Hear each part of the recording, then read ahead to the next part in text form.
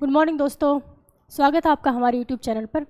I hope आप सब स्वस्थ होंगे, हेल्दी होंगे। ठीक है, तो अब हम चलते हैं अपने टॉपिक पर। हम क्या पढ़ा रहे थे लास्ट में? भारत छोड़ो आंदोलन, ठीक है ना। तो भारत छोड़ो आंदोलन 1942 है ना, 8 अगस्त 1942।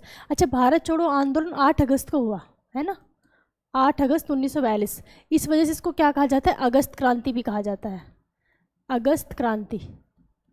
ठीक है ना, याद रखना। अगस्त क्रांति किसको कहा जाता है? भारत छोड़ो आंदोलन को।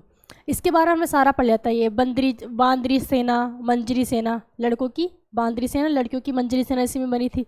ठीक, और इसी में अंग्रेजों ने क्या चलाया था? ऑपरेशन जीरो आवर, जिसके तहत जितने भी हमारे क्रांतिकारी थे उनको रातों रात गिरफ्तार कर लिया था। ठीक है, तो भारत छोड़ो आंदोलन हमने पढ़ लिया। अब इसके साथ ही हमने कई बार जिक्र सुना था किसका? सुभाष चंद्र बोस का, है ना। सुभाष चंद्र बोस के वो जापान गए और वहाँ से उन्होंने आज़ाद हिंद फौज का भी उन्होंने क्या किया, यानी कि उनके कप्तान बने आज़ाद हिंद फौज के। तो जो भी अल्टीमेटली हमें आज सुभाष चंद्र बोस के स्टार्टिंग से लेकर लास्ट तक पूरा पढ़ना है। ठीक है ना, आज़ाद हिंद फौज क्या है, क्योंकि हम कहाँ तक आ चुके हैं। देखो 1942 में तो हमने भारत छोड़ो आंदोलन पढ़ा। इसके बाद 1945 में हमने क्या पढ़ा था? शिमला सम्मेलन पढ़ा, शिमला सम्मेलन, शिमला सम्मेलन। ठीक है ना, और 1945 में ही आपको पता है कि जापान पर मैंने आपको बताया था अमेरिका ने बम, परमाणु बम गिरा दिए थे। ठीक है ना, 6 अगस्त और 9 अगस्त को। तो उसके बाद है ना, जब जापान ने क्या किया, फिर वो उसे सरेंडर कर दिया, क्योंकि सेकेंड वर्ल्ड वार में की बात है नहीं, जापान ने सरेंडर कर दिया। और जापान ने जब सरेंडर कर दिया तो जो हेल्प सुभाष चंद्र बोस को जापान से हो रही थी हथियारों की, है ना, और अपनी सेना के जितने भी उनको प्रशिक्षण मिल रहा था वहाँ से, वो सब बंद हो गया। ठीक है, तो ये सब हमने अब सुभाष चंद्र बोस का यहाँ पे थोड़ा सा पढ़ा। अब चलते हैं इनको स्टार्टिंग से इनको यहाँ तक लेकर आते हैं। ठीक है ना, फिर 1945 से आगे हम चलेंगे। तो आपको पता है 1945 तक हम आ गए हैं, तो अब सिर्फ 2 साल बची है हमारी आज़ादी की। ठीक है ना, और हिस्ट्री, मॉडर्न हिस्ट्री ख़त्म। ठीक है ना, तो कुछ ही क्लास है, फिर बाकी की जो वीडियोस होंगी मैं आपको ये सब कराऊंगी। जैसे कि अधिवेशन है, कांग्रेस के अधिवेशन आपको एक ही क्लास में। ठीक है ना, जिससे आपको इधर उधर के हो रहे हैं ना, तो वो दिक्कत नहीं होगी, एक साथ पढ़ लेंगे। और दूसरा गवर्नर जनरल, वायसराय और गवर्नर जनरल, वो एक साथ। ठीक है, तो इस तरह के टॉपिक बचेंगे। सारे के सारे जो नारे हैं वो सब एक बार में करा दूंगी, तो ये सारी चीज़ें बचती हैं। ठीक, तो हम चलते हैं कहाँ? सुभाष चंद्र बोस पर। सुभाष चंद्र बोस, सुभाष चंद्र बोस। ठीक, सुभाष चंद्र बोस। देखो सुभाष चंद्र बोस का जो जन्म हुआ था, सुभाष चंद्र बोस का जन्म, मार्कर चेंज कर लो। इनका जन्म हुआ था 23 जनवरी 1897 को, 1857 को, 23 जनवरी 1897, 1897 को। कहाँ हुआ था? कटक में, उड़ीसा के कटक में। ठीक है ना, उड़ीसा के कटक में इनका जन्म हुआ था। ठीक, सुभाष चंद्र बोस ने क्या किया? 1920 में सिविल सेवा की परीक्षा पास कर ली। उस टाइम पे कहते थे Indian civil service, Indian civil service की जो परीक्षा थी वो पास कर ली। और उस टाइम पे ना इंडियन सिविल सर्विस यानी कि जो आज के उस टाइम का सबसे बड़ा एग्ज़ाम था, और आज भी यूपीएससी सबसे बड़ा एग्ज़ाम होता है। तो 1920 में इन्होंने civil service, Indian civil service की परीक्षा पास कर ली। और ये जो एग्ज़ाम होता था ये भारत में नहीं होता था, इसको एग्ज़ाम देने के लिए आपको लंदन ही जाना पड़ता था। ठीक है ना, तो लंदन गए और वहाँ से इन्होंने ICS की परीक्षा पास कर ली। 1920 में पास कर ली। ठीक, अब क्या होता है? 1920 के बाद 1921 में इन्होंने इससे त्यागपत्र दे दिया। अब सोचो क्यों दिया त्यागपत्र? दे दिया क्योंकि आपको याद है कि 1920 में ही गांधी जी ने क्या चलाया था? असहयोग आंदोलन। और उसमें गांधी जी का कहना था कि कोई भी भारतीय, जो भारतीय वकील हैं वो अंग्रेजों की कोर्ट में ना जाएं। ठीक, भारतीय बच्चे अंग्रेजों के स्कूल में ना जाएं। तो ये अंग्रेजों की ड्यूटी क्यों करते? इसलिए सुभाष चंद्र बोस ने 1920 में सिलेक्शन हुआ और 1921 में से त्यागपत्र दे दिया। ठीक है ना, असहयोग आंदोलन से प्रेरित होकर। क्लियर? 1921। अब सुभाष चंद्र बोस देखो 1922 में फिर क्या हुआ, 1921 के बाद इन्होंने त्याग पत्र दिया और 1922 में गांधी ने असहयोग आंदोलन बंद कर दिया। अब सुभाष चंद्र बोस तो कहीं के भी नहीं रहे भाई, अभी तो मैंने यहाँ से ना तो मैं उस जॉब करा, आपने असहयोग आंदोलन भी बंद कर दिया, ये क्या बात हुई। तभी सुभाष चंद्र बोस ने क्या कहा था कि जब असहयोग आंदोलन अपनी चरम सीमा पर था तो गांधी जी का असहयोग आंदोलन स्थगित करना मेरे पल्ले नहीं पड़ा, ठीक है ना। ये किसने कहा था, सुभाष चंद्र बोस ने। इसमें एक बात नेहरू जी ने भी कहा था। नेहरू जी ने क्या कहा कि अगर कश्मीर के किसी गांव ने कोई विद्रोह किया है तो उसकी सज़ा कन्याकुमारी के किसी गांव को क्यों दी जाए। उनका कहने का मतलब था कि अगर ये चोरा चोरी जो कांड हुआ है भाई गोरखपुर के एरिया में हुआ है तो आप गोरखपुर में कर दो इस चीज़ को बंद, असहयोग आंदोलन को वहाँ स्थगित कर दो, पूरे भारत में बंद करने का क्या मतलब है। उनका कहने का ये सेंस था, ठीक। तो 1921 आपको समझ आ गया, 1921 में उन्होंने त्यागपत्र दे दिया। फिर ये राजनीति में आगे इन्होंने संगठन बनाने स्टार्ट किए सुभाष चंद्र बोस ने। तो 1938 में 1938 ठीक है ना, 1938 ने इन्होंने कांग्रेस के हरिपुरा अधिवेशन की क्या कर दी, अध्यक्षता कर दी। अब ये हरिपुरा है कहाँ, कांग्रेस के हरिपुरा अधिवेशन की क्या कर दी इन्होंने, अध्यक्षता कर दी 1938 में हरिपुरा। ये हरिपुरा कहाँ है, गुजरात। हरिपुरा अधिवेशन की क्या कर दी, अध्यक्षता कर दी, अधिवेशन की अध्यक्षता। और ये हरिपुरा है कहाँ पे, ये है गुजरात में, ठीक है ना, गुजरात में। अब इन्होंने अध्यक्षता करी तो इन्होंने भाषण इस तरीके से दिया तो गांधी जी इनको देखते समझ गए थे कि ये तो बिल्कुल कहता है ना कि 100 कैरेट का, जैसे 100 कैरेट का प्योर गोल्ड होता है ना, वैसे ही ये 100 कैरेट के क्या थे, बिल्कुल गर्म खून वाले थे, है ना, यानी कि गर्म दल के थे, बिल्कुल 100%, 1% भी नहीं, नरम दल के कह सकते।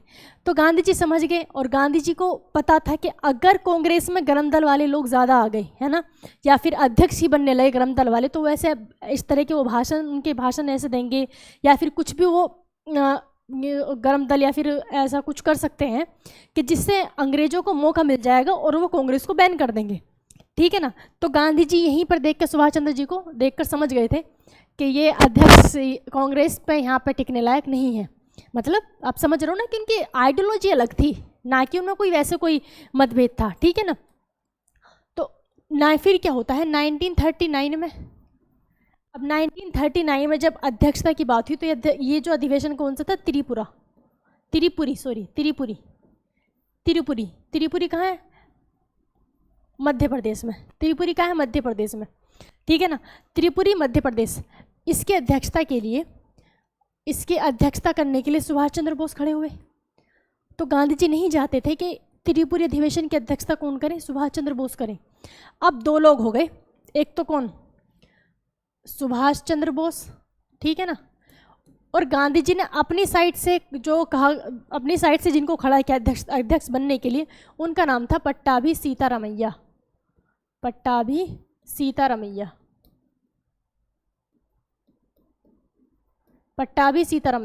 ठीक है ना। कौन थे, पट्टाभी सीतारामैया। तो गांधी जी ने कहा था सब लोगों से कि आप पट्टाभी सीतारामैया को वोट दें, उन्हीं को अध्यक्ष चुने, और आप समझे कि आप गांधी जी को ही वोट दे रहे हैं।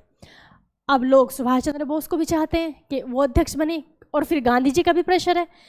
तो फिर उसमें बोला गया पूरी सभा में कि बताओ सुभाष चंद्र बोस जी के साथ कौन कौन है, कोई हाथ नहीं खड़ा करे, क्योंकि अगर सुभाष चंद्र बोस के साथ होंगे तो गांधी जी को बुरा लगेगा।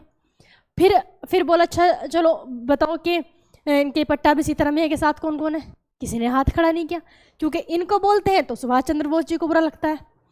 तो फिर क्या किया, फिर गुप्त मतदान किया गया, यानी कि सीक्रेटली, है ना, वो पर्ची वर्ची बना के कि आप यहाँ पे वोटिंग कर दो कि किसको अध्यक्ष बनाया जाए। उसमें वो जो वोटिंग हुई, उस वोटिंग में कौन जीता, सुभाष चंद्र बोस जी जीत गए। उस वोटिंग में कौन जीते, सुभाष चंद्र बोस जीते। लेकिन फिर सुभाष चंद्र बोस जी को गांधी जी ने समझाया कि आप मतलब अगर आप यहाँ पर रहेंगे, है ना, क्योंकि देखो जो उस टाइम पे जो मेन कह सकते हैं कि एक जो मंच था भारतीयों को, जिसमें बड़े बड़े लोग एक साथ इकट्ठा थे, है ना, या जो जितने भी संगठन थे, है ना, उनसे अलग सिर्फ कांग्रेस ही तो ऐसा था कि जो देश को जितने भी आंदोलन थे उनको लीड कर रहा था और उनको आगे तक लेकर जा रहा था। अगर कांग्रेस बैन होता है तो फिर कोई चांस नहीं है, ठीक है ना, कि दोबारा कोई ऐसा कोई संगठन बन सके। तो सुभाष चंद्र बोस समझ गए कि हाँ आप सही कह रहे हैं, है ना, उनकी बात को माना और सुभाष चंद्र बोस ने यहाँ से क्या कर दे दिया, त्यागपत्र दे दिया अध्यक्षता से, ठीक है ना, त्यागपत्र दे दिया। अब इन्होंने जब त्यागपत्र दिया तो फिर बोला पट्टाभी सीताराम भैया सीट खाली होगी आप आ जाओ। अब इन्होंने बोला कि अच्छा मैं कोई वो हूँ, मतलब मेरे को इज्जत ही नहीं है, जब या तो मैं हार गया अब मैं वापस आ जाऊँ, क्या वो नहीं रहे तो पट्टाभी सीतारामैया ने अध्यक्षता करने से मना कर दिया। अब ये भी नहीं रहे, ये भी नहीं रहे, तो कोई ना कोई तो अध्यक्षता किसी को तो करनी पड़ेगी। तो ये जो खाली पद था इसको भरा गया किससे, डॉक्टर राजेंद्र प्रसाद से। तो त्रिपुरी अधिवेशन की अध्यक्षता किसने की थी, डॉक्टर राजेंद्र प्रसाद ने की थी, ठीक, डॉक्टर राजेंद्र प्रसाद ने की थी।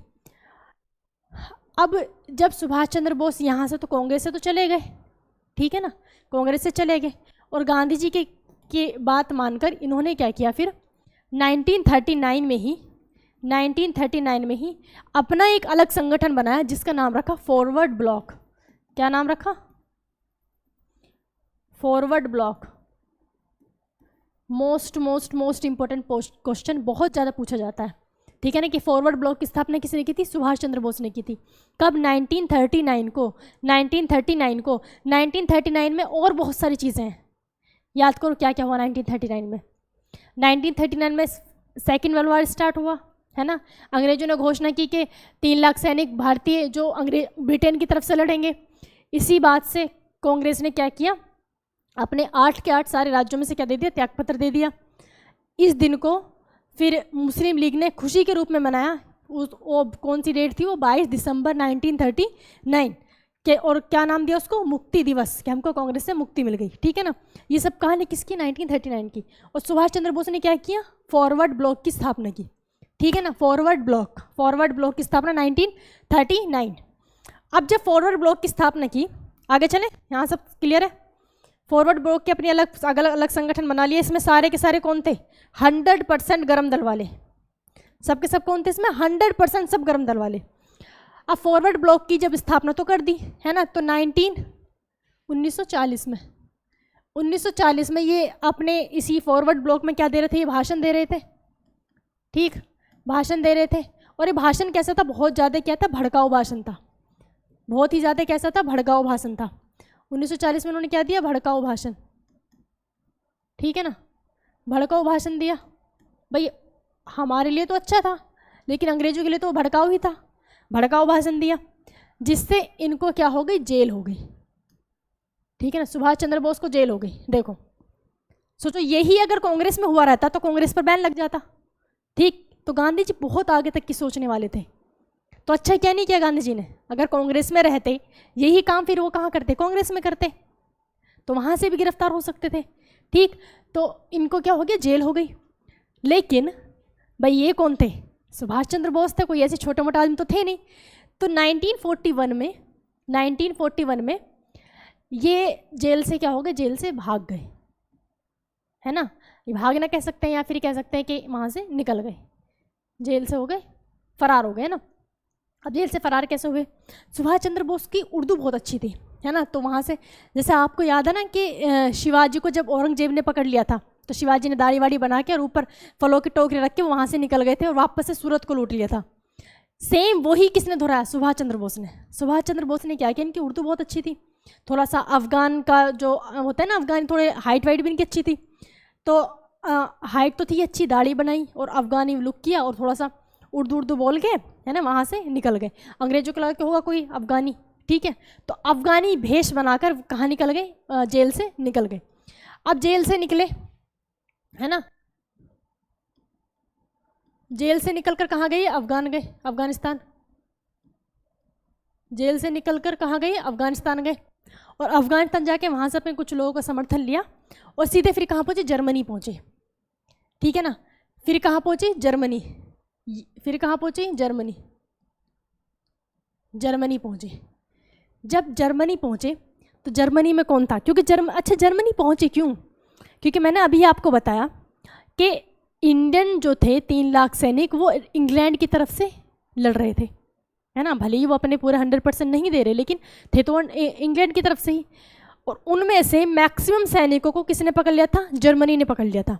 अच्छा एक सेकंड रुको, देखो हम मैप पे चलते हैं ना, मैप सब समझो। कैसा आएगा मैप,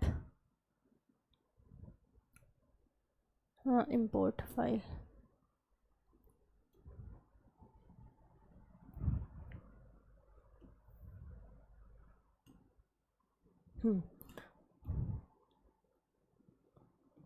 देखो, हाँ, सुभाष चंद्र बोस इंडिया से कहाँ गए? इंडिया से अफगानिस्तान, यहाँ से इंडिया हमारा, इंडिया से अफगानिस्तान, ठीक। अफगानिस्तान से कहाँ गए फिर? जर्मनी। अफगानिस्तान से कहाँ गए? जर्मनी, ठीक है। ये है क्या? जर्मनी। ये जर्मनी है, ये जर्मनी है, ठीक। जर्मनी के साथ एक तो कौन था? एक तो इटली था, और एक कौन था? एक था जापान। जर्मनी के साथ कौन था? ये जर्मनी है, ठीक। ये जर्मनी, जर्मनी के साथ इटली था और जापान था। इनको हम कहते थे ध्रुव राष्ट्रीय, है ना, ध्रुव राष्ट्रीय। और जो अपोजिट में थे वो बड़ी बड़ी कंट्री थी। कौन कौन?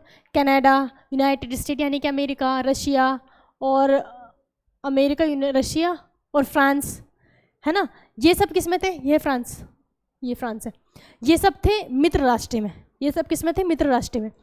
अब जो देखो, जर्मनी ने क्या किया? जर्मनी ने हमारे सैनिकों को पकड़ लिया था, क्योंकि इंग्लैंड की तरफ से कौन लड़ रहे थे? इंग्लैंड की तरफ से कौन लड़ रहे थे? हमारे सैनिक, है ना। तो किसको मार रहे थे वो? जर्मनी को। तो जर्मनी ने अधिकांश भारतीय सैनिक को पकड़ लिया था।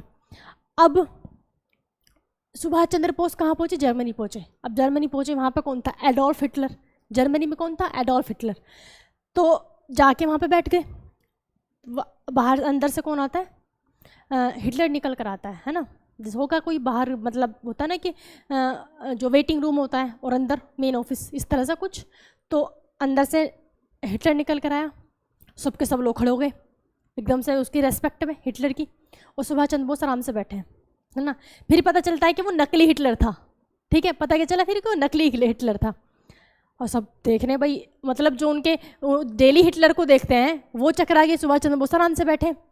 फिर हिटलर आता है, फिर से क्या हुआ? फिर से सेम वही, सबके सब खड़े हो गए, सुभाष चंद्र बोस आराम से बैठे, उनको कोई मतलब नहीं, कोई आया चला गया। वो भी नकली हिटलर था। फिर जब एक्चुअल में जो असली हिटलर आया, सुभाष चंद्र बोस एकदम से खड़े हुए, उन्होंने हैंडशेक किया, उन्होंने कहा कि मैं सुभाष चंद्र बोस इंडिया से। तो तब कहते हैं ना कि first impression is the last impression. तो सुभाष चंद्र बोस की ये चीज़ देखकर हिटलर तभी इम्प्रेस हो गया था कि भाई वाकई में क्या। उन्होंने पूछा कि आपको मतलब कैसे पता चला? जो मेरे से लोग डेली मिलते हैं, मेरे जितने भी गार्ड वार्ड जो भी हैं, ये तो चकरा जाते हैं, है ना, आपने कैसे पहचाना? तो सुभाष चंद्र बोस ने कहा कि सोने की पहचान जौहरी आराम से कर लेता। होता नहीं कि सोना असली सोना है, अब पुराना सोना है बेकार है, उस तरह से ना, कि सोने की पहचान जौहरी किसे कहते हैं? सोना सुनार को, ठीक है, यानी कि जो उसका व्यापार करते हैं उसे जौहरी कहते हैं, ठीक। तो तब हिटलर ने सुभाष चंद्र बोस को किसकी उपाधि दी थी? नेताजी की। नेताजी की उपाधि किसने दी थी? नेताजी। नेताजी किसने कहा था? नेताजी की उपाधि किसने दी थी? नेताजी की उपाधि किसने दी थी? हिटलर ने, एडोल्फ हिटलर ने। जादी बरीक हो गया। एडोल्फ हिटलर ने किसकी उपाधि दी? नेताजी की। क्लियर? अब इन्होंने कहा कि आप चाहते क्या हैं? सुभाष चंद्र बोस ने कहा भाई चाहता तो मैं बहुत खतरनाक चीज़ हूँ, है ना। उसने कहा फिर भी चाहे आप बताए तो सही, आप मतलब आप किस लिए आए हैं, क्या आप चाहते हैं, ठीक। तो सुभाष चंद्र बोस ने कहा कि देखो, आपकी दुश्मनी किससे? इंग्लैंड से। आप इंग्लैंड से लड़ रहे हो, है ना। आप किससे लड़ रहे हो? इंग्लैंड से लड़ रहे हो। और हमारे भी दुश्मन कौन है? इंग्लैंड। हमारे भी दुश्मन कौन है? इंग्लैंड। आप ऐसा करो कि भारतीय जो सैनिक है जो आपने पकड़े हैं, जो इंग्लैंड की तरफ से लड़ रहे थे, ठीक है, आप हमें वो वापस दे दो, है ना। और मैं उन्हें भारत लेकर जाऊंगा और भारत ले जाकर उन्हें इंग्लैंड के खिलाफ लड़ाऊंगा, ठीक है ना। तो इधर से आप इंग्लैंड को संगवा देना और भारत से हम ख़त्म कर देंगे, ठीक। अब भैया, अब उसने, हिटलर ने कहा कि अच्छा, अगर समझो, अगर ऐसा हुआ कि मैंने, सपोज करो कि मैंने तुम्हें सैनिक वापस दे दिए। सैनिक कहाँ पहुँचे? इंडिया पहुँचे, है ना। इंडिया पहुँचे। इंडिया में कौन है? इंडिया में इंग्लैंड वाले हैं, ब्रिटेन वाले हैं।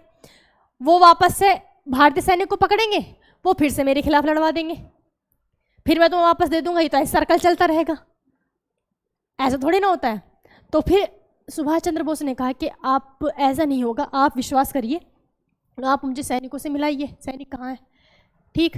तो उन्होंने कहा कि आप देखो आप करेंगे क्या इनका, क्योंकि हिटलर ना बहुत ज़्यादा, कहते हैं ना, बहुत क्रूर, कभी आप हिटलर के बारे में पढ़ना, या आपको पता भी होगा कि हिटलर कहते हैं ना जो बहुत क्रूर होता है, कहते हैं ना, तो उसकी मतलब कहावत सी ही बन गई है कि कैसा है हिटलर सा, ठीक है ना। तो हिटलर क्या था, बहुत ज़्यादा क्रूर था। हिटलर ऐसा करता था, एक बहुत बड़ा रूम है ना, उस शीशे वगैरह उसमें लगे होते, और उनको सबको अंदर बंद करके और एक जहरीली गैस छोड़ देता था, फिर बाहर से देखता था मज़े में कैसे मर रहे हैं ठीक है, शीशे में से। तो इस तरह से करता था। तो सुभाष चंद्र बोस ने कहा कि आप इनको मारेंगे, है ना, तो आपको क्या मिलेगा, लेकिन आप एक बार मुझ पर विश्वास करिए। ठीक, फिर जैसे ही वो हिटलर अपने सुभाष चंद्र बोस को कहाँ ले गए, सेना के पास लेकर गए, तो वहाँ पर सुभाष चंद्र बोस ने इतनी बेहतरीन, इनको इतनी अच्छे तरीके से समझाया, ऐसा जोश उनमें भर दिया। तब वहाँ पे सुभाष चंद्र बोस ने कहा था सैनिकों से कि तुम मुझे खून दो, मैं तुम्हें आज़ादी दूंगा, ठीक है ना। तो ये नारा किसका है, सुभाष चंद्र बोस का, तुम मुझे खून दो, मैं तुम्हें आज़ादी दूंगा। तो सब के सब सेना में, पूरी भारतीय जो सेना थी, बहुत ज़्यादा उत्साह का भाव बढ़ गया उनमें, और भारत के लिए लड़ने के लिए बिल्कुल तैयार हो गए। ठीक, तब सुभाष चंद्र बोस को, हिटलर को सुभाष चंद्र बोस पर क्या हुआ, विश्वास हुआ कि हाँ ये सही बंदा है, बिल्कुल सही करेगा। लेकिन हिटलर ने कहा कि देखो इनमें जोश की तो कोई कमी है नहीं, है ना, और प्लस आप जैसा लीडर उनके साथ है। मेन बात तो किसकी होती है, लीडर की। आप जैसा लीडर जब तक उनके साथ हो, उनमें जोश की तो कमी है नहीं, लेकिन इनको सही प्रशिक्षण की ज़रूरत है, यानी कि ट्रेनिंग की। इनको किसकी ज़रूरत है, ट्रेनिंग की। इनको एक तो जो क्या कहते हैं, मॉडर्न वे होते हैं हथियार, मॉडर्न हथियार इनके पास होने चाहिए, और दूसरा इनको ट्रेनिंग दी जाए। तो जर्मनी ने किससे, ये जर्मनी है ना, जर्मनी के साथ कौन लड़ रहा था, जापान। जर्मनी ने कहा किससे, जापान से, कि आप क्या करो, जो ये सेना है, मतलब वो तो मान गया, हिटलर तो मान गया। हिटलर ने क्या किया, सेना किसको सौंप दी, सुभाष चंद्र बोस को सौंप दी। सेना किसको सौंप दी, सुभाष चंद्र बोस को। लेकिन हिटलर ने उस सेना को कहाँ भेजा, जापान भेजा, और जापान से कहा कि इस सेना को क्या दिया जाए, प्रशिक्षण दिया जाए, अच्छी बिल्कुल वेल ट्रेंड किया जाए, और इनको हथियार मुहैया कराए जाए। ठीक, अब सुभाष चंद्र बोस कहाँ पहुँचे, जापान पहुँचे। जापान में उनको बहुत बढ़िया ढंग से उनको हथियार दिया गया और ट्रेनिंग दी गई। ठीक, और जापान ने ही इधर कौन है, अंडमान निकोबार द्वीप समूह। जापान ने ही क्या किया, अंडमान निकोबार उनको गिफ्ट में दे दिया, क्योंकि अंडमान निकोबार अंग्रेजों से किसने छीन लिया था। भाई मैंने आपको बताया था ना कि जापान हमला करते करते कहाँ तक आ चुका था, सिंगापुर ले लिया था, अंडमान निकोबार ले लिया था, और कहाँ तक, जो म्यांमार है, म्यांमार तक आ चुका था। ठीक, तो अंडमान निकोबार अंग्रेजों से ले लिया था। तो अंडमान निकोबार को जापान ने गिफ्ट में दे दिया, किसको, सुभाष चंद्र बोस को। क्लियर। अब इस अंडमान निकोबार का नाम सुभाष चंद्र बोस ने क्या रखा, अंडमान निकोबार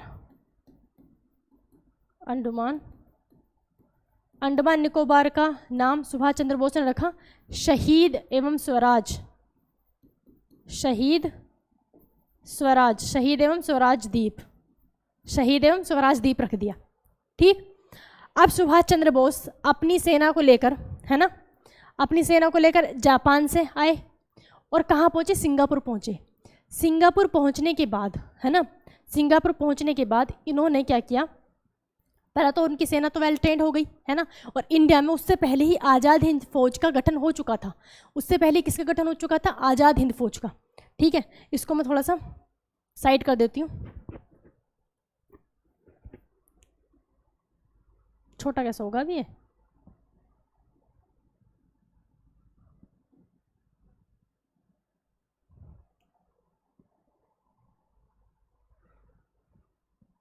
अब हो जाएगा।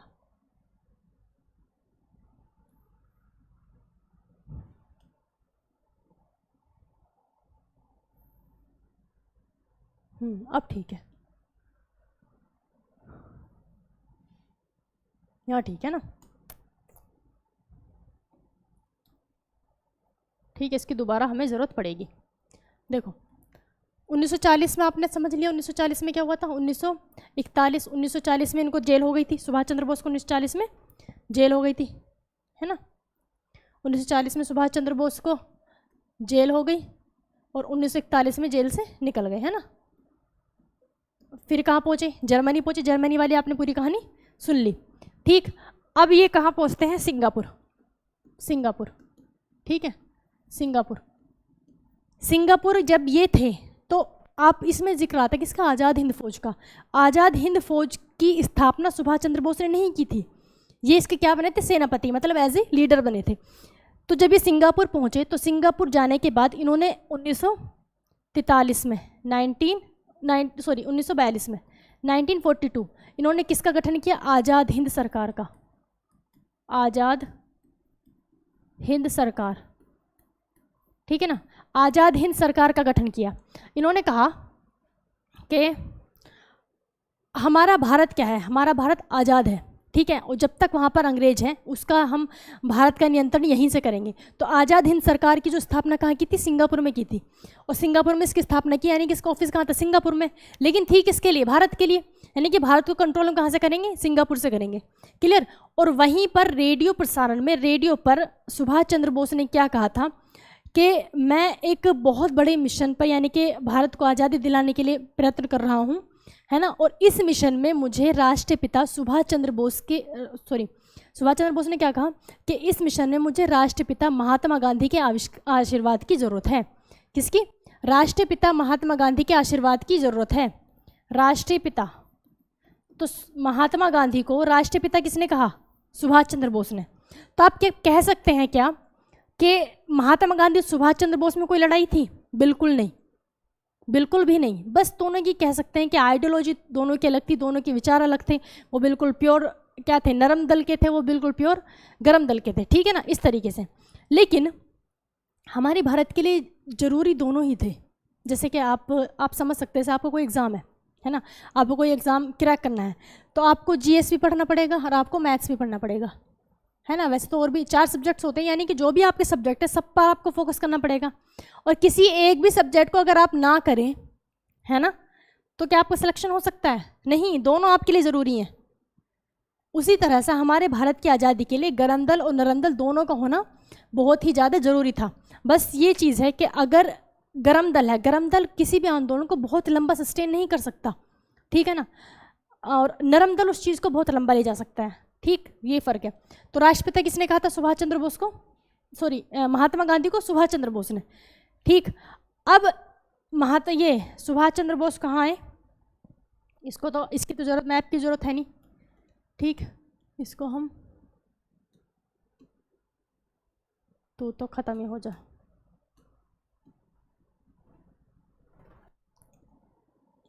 लेट कर देते हैं, ठीक है। फिर ये कहाँ गए, फिर 1943 में 1943 में ये कहाँ पहुँचे, म्यांमार पहुँचे, ठीक है, कहाँ पहुँचे, म्यांमार पहुँचे। और म्यांमार पहुँचने के बाद इनको आज़ाद हिंद फौज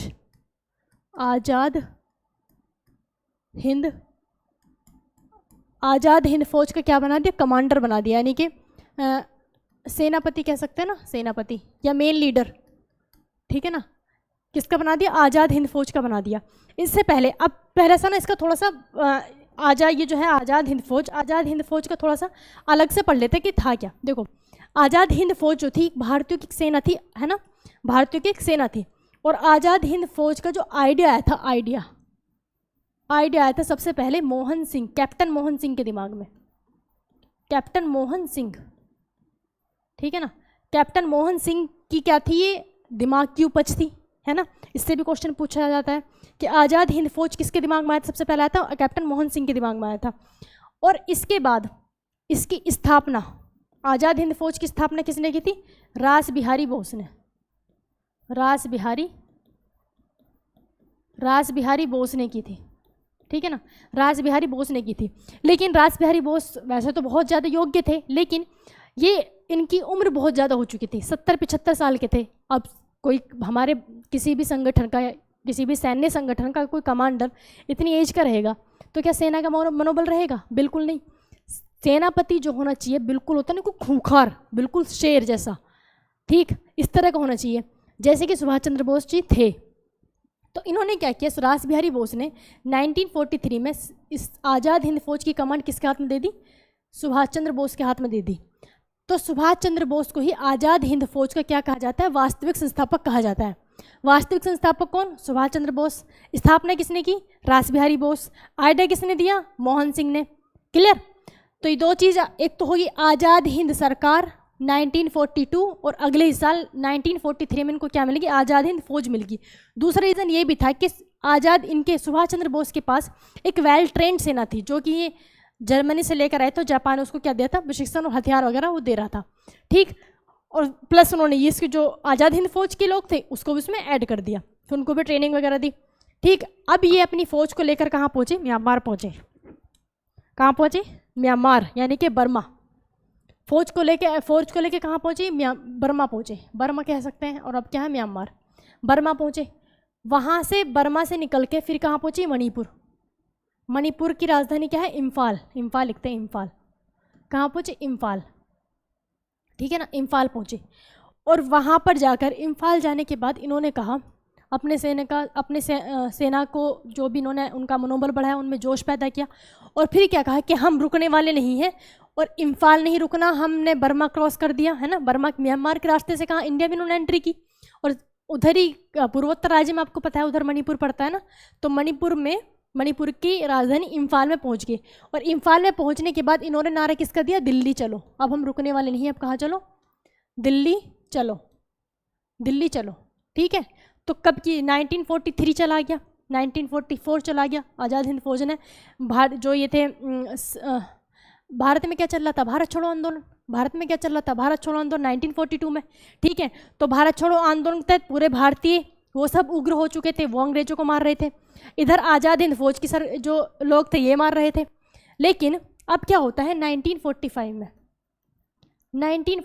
में 6 अगस्त और 9 अगस्त, 6 अगस्त और 9 अगस्त, 6 अगस्त को हिरोशिमा पर अमेरिका ने परमाणु बम गिराया, और 9 अगस्त को नागासाकी पर, हिरोशिमा और नागासाकी ये दोनों ही क्या है, जापान की सिटी हैं।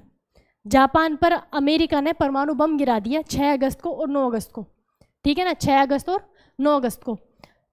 तो जापान ने सरेंडर कर दिया। अब आज़ाद हिंद फौज को क्या हो रहा था, जितने भी हथियार थे वो सब कौन दे रहा था, जापान दे रहा था। ठीक, तो हथियारों की सप्लाई बंद हो गई, वहाँ से जो दवाइयाँ जो उनके लिए जो भी हेल्प आती थी वो सब बंद हो गया। फिर क्या होता है, फिर 18 अगस्त को 18 अगस्त है ना 1945 को, 18 अगस्त को जब सुभाष चंद्र बोस जापान से लौट रहे थे, है ना, जापान से लौट रहे थे, तो बीच में ही कहाँ, ताइवान के पास इनका क्या होगी, विमान दुर्घटना हो गई, इनका वो प्लेन क्रैश हो गया, विमान दुर्घटना में इनकी मौत हो गई, सुभाष चंद्र बोस की। विमान दुर्घटना में किसकी मौत होगी, सुभाष चंद्र बोस की, 18 अगस्त 1945 को। ठीक, तो कहाँ, तो बिल्कुल आज़ाद हिंद फौज अपने बिल्कुल कहाँ थी, एकदम पीक पे थी। लेकिन एक साथ ही दो चीज़ें होगी, जापान ने हेल्प बंद कर दी, और जो उनका सबसे बड़ी बात थी, उनका कमांडर है ना, उनका लीडर वो नहीं रहा था, तो आज़ाद हिंद फौज बहुत ज़्यादा ढीली पड़ गई, है ना। आज़ाद हिंद फौज के सैनिकों को पकड़ लिया गया, और अंग्रेज़ों ने आज़ाद हिंद फौज के सैनिकों को पकड़कर इनके ऊपर क्या चलाया, मुकदमा चलाया। तो इनके ऊपर मुकदमा कहाँ चलाया गया, क्वेश्चन पूछता है, आज़ाद हिंद फौज पर मुकदमा कहाँ चलाया गया, मुकदमा कहाँ चलाया गया, लाल किले में आज़ाद हिंद फौज पर मुकदमा चलाया गया। ठीक है, देखो मैंने रेड कलर से ही लिखा है, लाल किले पर आज़ाद हिंद फौज पर क्या चलाया गया, मुकदमा चलाया गया। इस मुकदमे की पैरवी यानी कि मुकदमा लड़ा किसने, इनकी तरफ से, आज़ाद हिंद फौज की तरफ से, नेहरू जी, जवाहरलाल नेहरू, तेज बहादुर सप्रू, ठीक है, और के.एन. कागजू, ठीक है। इन 3 लोगों ने आज़ाद हिंद फौज की क्या की, पैरवी की। और फिर उस टाइम पे देखो 1945 में वायसराय कौन था, वेवेल था भाई। 1945 में आपको मैंने शिमला समझौता पढ़ा है, तो 1945 में कौन था, वेवेल था।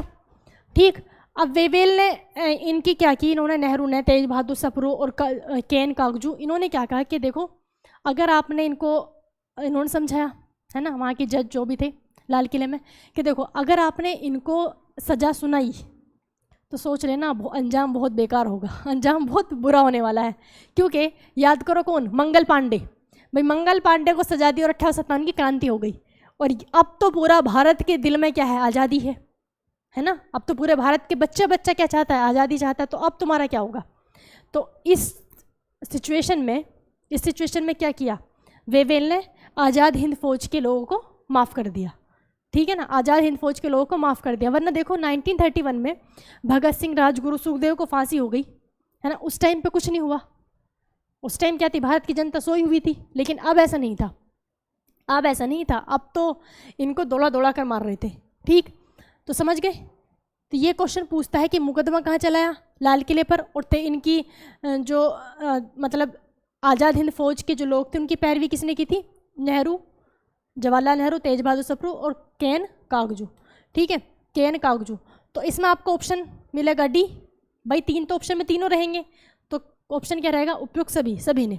ठीक, अब इसमें जो आज़ाद हिंद फौज थी, इसमें इन्होंने बहुत सारी क्या बनाई थी, सुभाष चंद्र बोस ने बहुत सारी ब्रिगेड बनाई थी। यानी कि ब्रिगेड मीन्स होती है ना बटालियन, अलग अलग ग्रुप सेना का। तो उसमें एक नेहरू बटालियन, नेहरू ब्रिगेड, और एक गांधी ब्रिगेड, एक लक्ष्मी ब्रिगेड, उसमें महिलाओं की भी थी अलग से लक्ष्मी ब्रिगेड। जो लक्ष्मी वो थी, एक लड़की थी, कौन, लक्ष्मी सहगल। लक्ष्मी सहगल, लक्ष्मी सहगल। ये जो लक्ष्मी सहगल थी, ये कमांडर थी आज़ाद हिंद फौज की। जो महिला कमांडर कौन थी, लक्ष्मी सहगल थी। क्वेश्चन पूछा गया है, तो इन्हीं के नाम पर क्या थी, लक्ष्मी ब्रिगेड थी। इन्हीं के नाम पर लक्ष्मी ब्रिगेड थी, और ये अपनी आज़ाद हिंद फौज की क्या थी, महिला कमांडर थी, लक्ष्मी सहगल। क्लियर। तो आज़ाद हिंद फौज पढ़ लिया। फाइनली हम 1945 तक आ गए। आगे चलते हैं। ठीक, देखो अब थोड़ा सा ना शुरू से रिवाइज करते हैं। हम 1945 तक आ चुके। सबसे पहले 1905 में आओ। इस बहुत सारा लिखना है एक ही पेज पर, इसको हम थोड़ा सा छोटा कर लेते हैं। हाँ ठीक है, देखो 1905 में क्या हुआ, बंगाल विभाजन। 1905 बंगाल विभाजन, 1905 में बंगाल विभाजन। 1905, 1906, फिर 1907 वो अलग हो जाएगा, सूरत अधिवेशन हो जाएगा, नरमदल गरमदल अलग है ना। 1907 सूरत अधिवेशन, सूरत अधिवेशन नहीं, इसमें हम गरमदल नरमदल अलग अलग लिख देते हैं। ठीक है,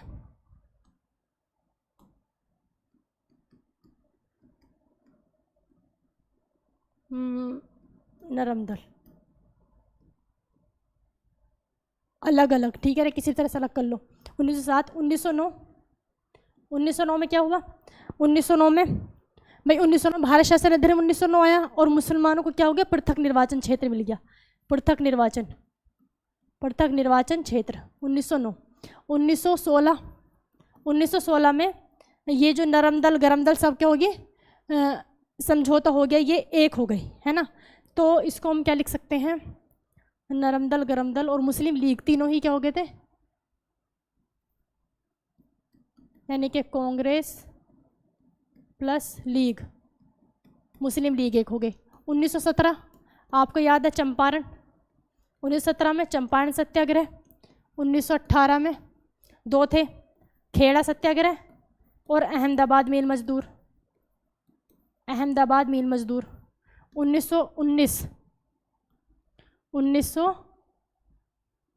1919 में जलियांवाला बाग, यानी कि रोल एक्ट आया था इससे पहले, जलियांवाला बाग और खिलाफत आंदोलन। 1919। 1920 में असहयोग, 1920 में असहयोग आंदोलन।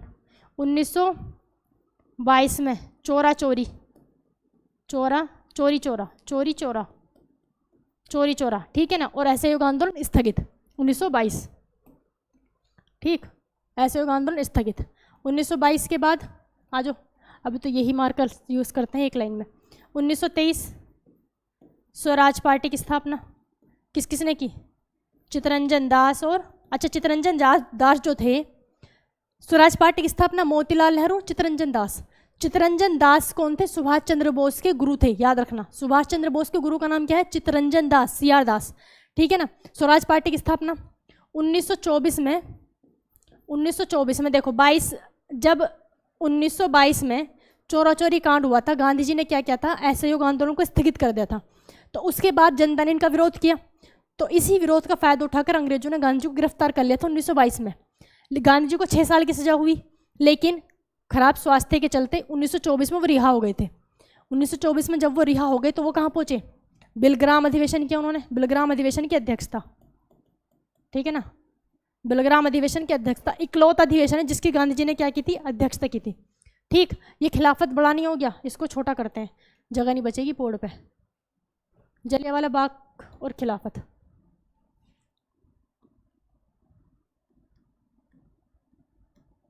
और बाग लिख रही हूँ सीधे, ठीक है ना, समझ जाना। तो इतना तो आप, ये हो गया मार्कर चेंज, ठीक है। अब आ जाओ, इसको नीचे कर देते हैं हम, जिससे कि आपको आसानी रहे। कहाँ तक आ गए हम, 1924 तक। फिर आ जाओ 1927 पे, 1927 भाई बोर्ड ऊंचा है मेरे हिसाब से ठीक है ना। 1927 में क्या था, साइमन कमीशन की नियुक्ति हुई। 1928 में साइमन कमीशन भारत आया, ठीक है ना, ये क्या है, भारत आया, साइमन कमीशन भारत आया।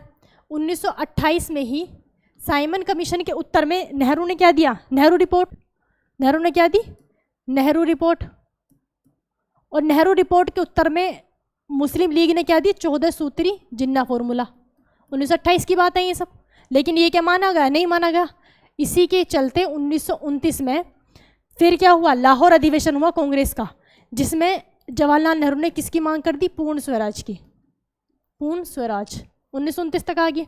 आज 1930 में गांधी जी ने क्या दिया, इसमें इरविन था, लॉर्ड इरविन को क्या दिया, 11 सूत्री मांग, आपने क्या दिया, 11 सूत्री मांग। इरविन ने नहीं माना तो गांधी जी किसके लिए निकल पड़े, दांडी यात्रा के लिए, नमक कानून तोड़ दिया। इसी के साथ ही गांधी जी ने क्या शुरू कर दिया, सविनय अवज्ञा आंदोलन, 1930 और इसके बाद ही 30, 31 और 32, इन तीनों में क्या हुआ, गोलमेज सम्मेलन, ठीक है ना, गोलमेज सम्मेलन। इसमें जो 1931 में जो हुआ था, 1931 में ही गांधी जी और इरविन के बीच क्या हुआ, समझौता हुआ। 5 मार्च 1931 को गांधी जी और उनके बीच, किनके बीच, इरविन के बीच क्या हुआ, समझौता हुआ, जिसको क्या कहा जाता है, दिल्ली पैक्ट, दिल्ली समझौता, ठीक है ना। और इसमें अंग्रेज उन्होंने क्या कर दिया, फिर क्यूमिनल अवार्ड की घोषणा कर दी थी। ठीक, 1931, 1932। अब आ जाओ 1932 को ही, 1932 को पूना पैक्ट हुआ। फिर पूना पैक्ट किन किन के बीच, और हरिजन सेवक संघ, पूना पैक्ट और हरिजन सेवक संघ। पूना पैक्ट हुआ था 24 अक्टूबर 1932 को, अक्टूबर है सितंबर, थोड़ा सा दिमाग से स्किप हो रहा है, लेकिन डेट 24 है, ठीक है ना। किन के बीच हुआ, गांधी जी और डॉक्टर भीमराव अंबेडकर के बीच। कहाँ, जब गांधी जी कहाँ थे, यरवदा जेल में थे, पुणे की यरवदा जेल में। ठीक, पूना पैक्ट हुआ 1932। अब कहाँ, 1932 आगे चलो, 33, 34, 35, 36, 1937, सीधे 1939 पे चलते हैं, 1939। 1939 में आपने अभी पढ़ा था क्या, forward block, second world war यहीं पे हुआ। 22 दिसंबर 22 दिसंबर को क्या हुआ भाई, 1939 तो चली रहा, सीधे मैं क्या लिख रही हूँ, 22 दिसंबर लिख रही हूँ, है ना, इसको तो अलग ही पेन से लिखते हैं। 22 दिसंबर को इसने, लीग ने क्या बनाया, मुक्ति दिवस। मैंने अभी आपको एक्सप्लेन किया था कैसे कैसे हुआ था। ठीक, और अभी पढ़ा था हमने क्या, फॉरवर्ड ब्लॉक की स्थापना सुभाष चंद्र बोस ने, 1939। अब आ जाओ 1940। 1940 में क्या आया था, अगस्त प्रस्ताव आया था। अगस्त प्रस्ताव लेकर कौन आया था, प्रस्ताव लिनलिथगो। कौन लाया था, लिनलिथगो। कौन लाया था, लिनलिथगो। ठीक, कौन लाया था इसको, लिनलिथगो लाया था। ठीक है ना, यहाँ तक 1940 आ गया। अब 1941 में क्या हुआ, 1941 में कुछ खास नहीं, वो अभी हमने पढ़ा था, ये सुभाष चंद्र बोस जी को जेल से क्या हो गए थे, रिहा हो गए थे, है ना। ठीक, 1942 चलते हैं, 1942 में क्रिप्स प्रस्ताव आया। कौन लाया, स्टेफोर्ड क्रिप्स लेकर आया था, क्रिप्स प्रस्ताव आया। यहाँ पर जब क्रिप्स को भेजा किसने था, क्रिप्स को किसने भेजा था, विंस्टन चर्चिल, वहाँ ब्रिटेन का प्रधानमंत्री कौन था? विंस्टन चर्चिल, ठीक है ना। क्रिप्स प्रस्ताव आया। इसी के साथ ही गांधी जी ने क्या शुरू कर दिया? भारत छोड़ो आंदोलन। भारत छोड़ो आंदोलन 1942 में ही आपने अभी पढ़ा, 1942 में ही क्या था? इनको आज़ाद हिंद फौज, आज़ाद हिंद फौज किसके हाथ में सौंपी गई थी? सुभाष चंद्र बोस। आज़ाद हिंद फौज, हिंद फौज लिख दूँ यहाँ पे मैं, हिंद फौज, ठीक है ना। 1943, 1943, 1943 में आज़ाद हिंद सरकार, आज़ाद हिंद सरकार। आज़ाद हिंद सरकार की स्थापना सुभाष चंद्र बोस ने कहाँ की? सिंगापुर में, सिंगापुर, क्लियर। 1943, 1944 में नहीं, कुछ भी नहीं याद आ रहा मुझे, आ जाओ 1945, 1945, ठीक है। 1945 में अभी हमने पढ़ा क्या क्या? 1945 सुभाष चंद्र बोस जी की मृत्यु, है ना। सुभाष चंद्र बोस, इनकी क्या हो गई? मृत्यु हो गई, ठीक है। सुभाष चंद्र बोस की मृत्यु होगी 1945 में। 1945 में क्या आया था? शिमला वेवेल आया था, वेवेल योजना, वेवेल योजना। इसके साथ इसने क्या कराया? शिमला सम्मेलन, शिमला सम्मेलन, ठीक है ना। शिमला सम्मेलन, शिमला सम्मेलन विफल रहा। यहाँ तक शिमला सम्मेलन तक हम लास्ट वीडियो में पढ़ा था हमने, ठीक है ना, 1945 तक। शिमला सम्मेलन क्या रहा? स्क्रीनशॉट आप ले सकते हैं इसका, ठीक है ना। यहाँ हम चलते हैं, देखो ये जो शिमला सम्मेलन है, शिमला सम्मेलन क्या हुआ था? विफल रहा था, क्योंकि यहाँ पर शिमला सम्मेलन में वेवेल ने क्या कहा था कि हमारी 14 जो हैं, वायसराय परिषद में 14 सदस्य होते हैं, 14 में से, है ना, 2 तो हमारे पास रहेंगी और 12 आप ले लो। 12 में से 6 में मुस्लिम और 6 में अन्य जो भी अन्य धर्म के लोग आ जाएंगे। लेकिन मुस्लिम लीग का क्या कहना था कि जो 6 के 6 मुस्लिम होंगे वो मुस्लिम लीग से ही जाएंगे। और कांग्रेस के अध्यक्ष ही कौन थे? अबुल कलाम आज़ाद थे। कांग्रेस के अध्यक्ष ही कौन थे? अबुल कलाम आज़ाद थे। इस वजह से इसने फिर वहाँ पे तांडव मचाया मोहम्मद अली जिन्ना ने, और ये सम्मेलन क्या हो गया? रद्द किया गया, शिमला सम्मेलन। इसके बाद इसने क्या बना दिया? फिर प्रत्यक्ष कार्यवाही, यानी कि direct action plan. Direct action plan में क्या हुआ? मोहम्मद अली जिन्ना ने बहुत सारे पूरे भारत में क्या कराए? दंगे कराए। और इन्हीं दंगों में सबसे बड़ा दंगा कहाँ कराया था? बंगाल के नोआखली में, बंगाल के नोआखली में सबसे बड़ा दंगा हुआ, ठीक। तो 1945 तक हमने पढ़ लिया। अब 1946 पर आते हैं, 1947, 1946 आते हैं। अब 1946, इसको थोड़ा सा इधर करो, अच्छी छिप रहा है, ठीक है ना। 1900 यहाँ तक है क्लियर, ठीक है ना। चलो चलते हैं आगे। 1946, 19 देखो, जब 1945 था, 1945 में तो आपने पढ़ लिया क्या क्या हुआ। लेकिन इंडिया की किस्मत अच्छी, इंडिया के लिए वैसे तो बहुत सब कुछ बुरा हो चुका था, क्योंकि सुभाष चंद्र बोस जी नहीं रहे, है ना। भारत छोड़ो आंदोलन ख़त्म हो गया था। तो और जो बड़े बड़े देखो, भगत सिंह नहीं रहे, सुभाष चंद्र बोस नहीं रहे, है ना। ऐसे तो लग नहीं रहा था कि अब भारत को जल्दी से आज़ादी मिलेगी। लेकिन 1945 में क्या हो गया? ब्रिटेन में चुनाव आ गए, और चुनाव में कौन थे? 2 थे। एक तो विंस्टन चर्चिल ही था, विंस्टन चर्चिल तो पहले से प्रधानमंत्री था। अपोजिट में कौन खड़ा हुआ? क्लीमेंट एटली। कौन खड़ा हुआ? क्लीमेंट एटली। और क्लीमेंट एटली ने कहा था कि अगर मैं चुनाव में जीता, अगर प्रधानमंत्री मैं बना, तो मैं भारत से अपनी सेना वापस बुला लूँगा, क्योंकि भारत से इतना पैसा नहीं आता है जितना भारत को कंट्रोल करने में लग जाता है, ठीक। और बहुत सारे हमारे सैनिक मर चुके हैं। तो किसने कहा था? क्लीमेंट एटली ने। इसी वजह से जो भारतीयों ने क्लीमेंट एटली को जिताने में बहुत बड़ा सहयोग किया, और वहाँ पर जाकर रातों रात उठते थे और रात अपनी जो होती है ना वो लही वगैरह बनाई और रातों रात उसके पोस्टर चिपकाते थे। अगर ओपनली इंडियंस कहते कि क्लीमेंट एटली जिंदाबाद, क्लीमेंट एटली जिंदाबाद, तो उन्हें लगता कि अच्छा भारतीय इसको जिताना चाह रहे हैं, फिर तो पक्का हार ही जाता। लेकिन उन्होंने छुप के इसका प्रचार किया। फिर क्लीमेंट एटली को पता चला अच्छा मैंने तो ये सब किया नहीं, ये कौन कर रहा है मेरे लिए इतना प्रचार। उसको फिर पता चल गया था कि इंडियंस ने किया ये सब, ठीक। तो फिर क्या होता है? फिर 1900 और हुआ भी ऐसी। प्रधानमंत्री कौन बन गया? क्लीमेंट एटली बन गया। कौन बन गया? क्लीमेंट एटली। क्लीमेंट एटली बन गया, ठीक।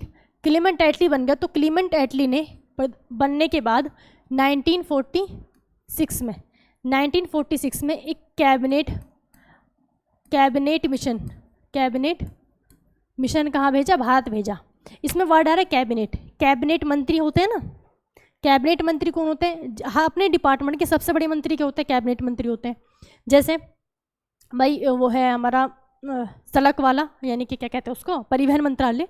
परिवहन मंत्रालय का सबसे बड़ा मंत्री कौन है? वो कैबिनेट मंत्री यानी कि नितिन गडकरी, है ना। होम मिनिस्ट्री का कौन है?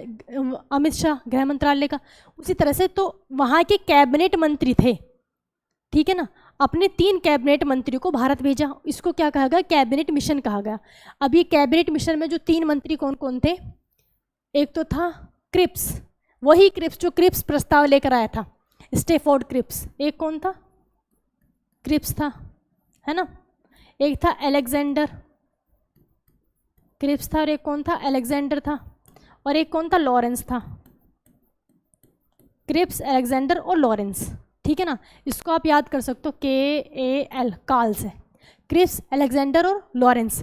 इसमें जो था, इसमें इन तीनों का जो लीडर बनाकर भेजा था, लॉरेंस को क्या बनाया था? लीडर बनाया था, लीडर। L फॉर LEADER, क्या कर दिया मैंने?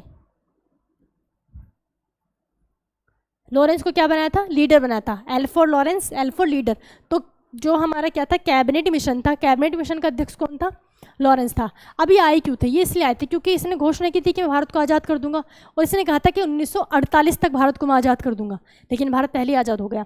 तो इन्होंने कहा कि ये इसलिए आए थे कि देखो, अगर हम तुम्हें आज़ाद करते हैं, तुम्हें अभी पता ही नहीं है कि सरकार क्या होती है, क्या संविधान होता है, कैसे देश चलाया जाता है ना। तो वो बातें सिखाने के लिए क्या आया था? कैबिनेट मिशन आया था, ठीक है। वो बातें सिखाने के लिए क्या आया था? कैबिनेट मिशन आया था। तो क्योंकि भारतीयों ने, भाई बात भी सही थी, भारतीयों ने अभी तक ये सब अपनी सरकार वगैरह नहीं चलाई थी। इससे पहले भारत में राजा महाराजा होते थे, है ना। फिर अंग्रेज आ गए, फिर अंग्रेजों का शासन हो गया, तो इंडिया का अपनी सरकार तो रही नहीं कभी भी।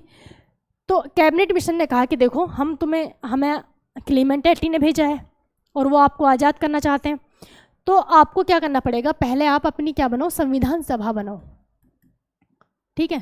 संविधान सभा बनाओ, और संविधान सभा में अपने सारे के सारे सदस्यों को चुनो, सब संविधान सभा के लिए चुनाव करवाओ। इसमें टोटल 389 सदस्य थे, है ना। संविधान सभा में 389 सदस्य थे। अपनी संविधान सभा बनाओ, सारे मिलके, फिर उसके संविधान के ऊपर डिस्कस करो, अपना संविधान बनाओ, ठीक। दूसरा था कि संविधान बनने से पहले आपको क्या करना है? आपको अंतरिम सरकार बनानी है। क्या बनानी है? अंतरिम सरकार, ठीक है ना। अंतरिम सरकार बनानी है। अंतरिम सरकार का मतलब क्या है? यानी कि प्रोविजनल गवर्नमेंट। कि ओरिजिनल गवर्नमेंट बनाने से पहले आपको क्या बनानी पड़ेगी? एक प्रोविजनल गवर्नमेंट। देखो, जैसे डॉक्यूमेंट्स होते हैं ना, जैसे आपने डिग्री वगैरह होगी, कि डिग्री कभी की जरूरत पड़ी हो, डिग्री अभी बनका ही नहीं, तो आप कॉलेज में जाकर कहते हो कि प्रोविजनल दे दो, यानी कि उसी के जैसा, लेकिन ओरिजिनल ना हो। काम तो कर दे वो, लेकिन ओरिजिनल ना हो, ठीक है ना। तो इन्होंने क्या कहा कि पहले आप सीखने के लिए क्या बनाओ? अंतिम सरकार, यानी कि प्रोविजनल गवर्नमेंट बनाओ, ठीक। अब इस प्रोविजनल गवर्नमेंट का जो मैं जिक्र आपको नेक्स्ट क्लास में करूँगी, है, वीडियो को लाइक और शेयर जरूर कर दिया करो, ठीक है ना। तो प्रोविजनल गवर्नमेंट में कौन कौन क्या क्या मंत्री बना, फिर 1951 में एक्चुअल चुनाव हुए, तब जाके जो मतलब वास्तविक मंत्री हम कह सकते हैं वो बने, ठीक है ना। तो ये आपको समझ आ गया किस लिए आया था ये? संविधान सभा का इसने जिक्र किया कि आपको संविधान सभा बनानी है, दूसरा अपना अंतरिम सरकार बनानी है। तो संविधान सभा और अंतिम सरकार किसके आधार पर बनी थी? कैबिनेट मिशन के आधार पर। कैबिनेट मिशन मार्च 1946 में, मार्च 1946 में, 1946 में। इसी के साथ आप एक पढ़ लो, नौसेना विद्रोह हुआ था।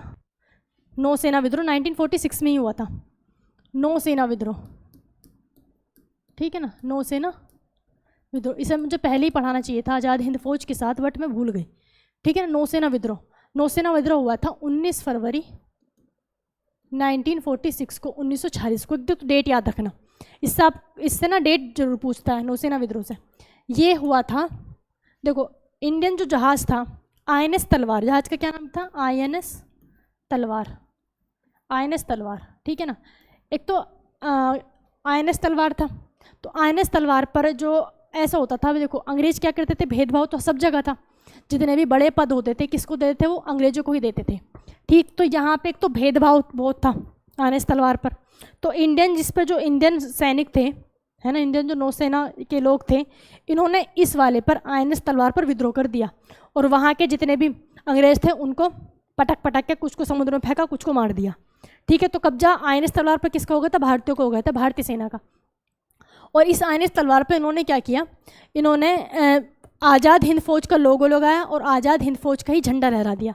आज़ाद हिंद फौज पर जो के झंडे पर जो साइन होता था दहाड़ते हुए शेर का होता था। किसका? दहाड़ते हुए शेर का। तो आज़ाद हिंद फौज का झंडा लगा दिया। फाइनली INS तलवार किसके कब्जे में था? इंडियंस के कब्जे में था। फिर इनको देख देख कर और भी पूरी की पूरी नौसेना ने विद्रोह कर दिया और ये था लगभग 5000 थे, 5000 लोग थे, इन्होंने विद्रोह कर दिया। इसी को हम क्या कहते हैं? नौसेना विद्रोह कहते हैं। फिर लेकिन ये जो INS तलवार था अब इस पर कब्जा तो हो गया इंडियंस का। अब अंग्रेजों को पता है कि अंग्रेज तो इस पर कोई बचा नहीं है, तो उन्होंने सोचा कि इसको INS तलवार को एक तो इसकी सप्लाई बंद कर दो, भाई इसमें जो भी फ्यूल है इनका खाना है धीरे धीरे वो ख़त्म हो जाएगा, और फिर इसको उड़ाने का, समुद्र में इसको ख़त्म करने का अंग्रेज़ों ने ऑर्डर दे दिया। लेकिन अब इतने सारे इसमें सेना जाती है हमारी, है ना, बिना बात मारी जाती, और बचने का कोई चांस भी नहीं था। भाई समुद्र के बीच में अगर चारों तरफ से आप पर गोले डाल दिए जाएं और आपके पास कोई ना तो आपके पास में फ्यूल है, कुछ नहीं है, तो आप कैसे बच सकते हो? ठीक, तो इसमें सरदार पटेल ने अपना बहुत बड़ा योगदान दिया। उन्होंने इनके बीच मीडिएटर यानी कि मध्यस्थता का काम किया और अंग्रेजी उनको समझाया और इनको भी समझाया। तो इन्होंने क्या कर दिया? अपना आत्मसमर्पण कर दिया, यानी कि हथियार डाल दी, फिर ये जिंदा वापस आ गए। ठीक है, तो इसमें मध्यस्थता किसने की थी? सरदार पटेल ने, सरदार पटेल ने। ठीक है ना, सरदार पटेल की वजह से ये सब बच गए। इसी को हम क्या कहते हैं? नौसेना विद्रोह कहते हैं। इसकी एक तो डेट याद रखनी है और एक इसका जहाज याद रखना है। किससे हुआ था? INS तलवार से हुआ था 19 फरवरी 1946 को, 1940 को। ठीक है ना, तो आज की क्लास इतनी। अब हम नेक्स्ट क्लास में, आपको मैंने बताया क्या, अंतरिम सरकार, संविधान सभा, कैबिनेट मिशन ये हो गया, और उसके बाद माउंटबेटन योजना पढ़ेंगे। ठीक है, थैंक यू दोस्तों। वीडियो को लाइक शेयर कर दिया करो ज़रूर। फिर मिलते हैं।